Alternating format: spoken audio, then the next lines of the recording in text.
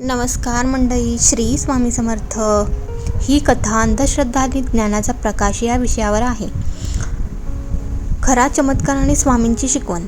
श्री स्वामी समर्थ, ज्यांच्या केवळ एका दृष्टिक्षेपाने माणसाचे भाग्य बदलून जायचे, पण महाराज नेहमी म्हणायचे, चमत्कार शोधण्यापेक्षा स्वतःच्या कर्मात देव शोधा.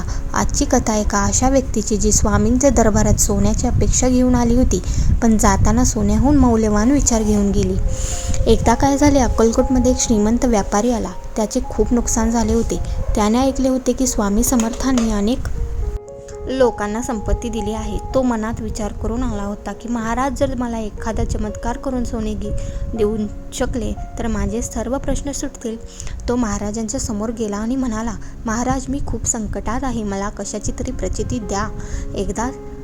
एखादा चमत्कार करून दाखवा, जेणेकरून माझे दारिद्र्य दूर होईल. महाराज त्याच्याकडे बघून मिश्किल हसले.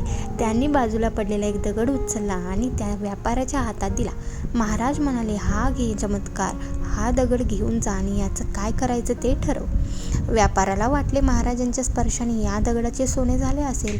तो आनंदात घरी गेला. त्याने तो दगड खूप घासून पाहिला. सोनाराकडे नेला, पण तो साधा दगडच होता.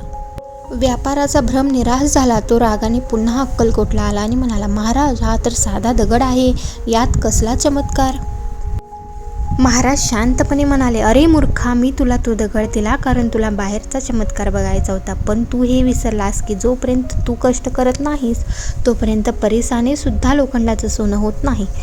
तुझा खरा चमत्कार तुझ्या हातात आणि कर्मात आहे.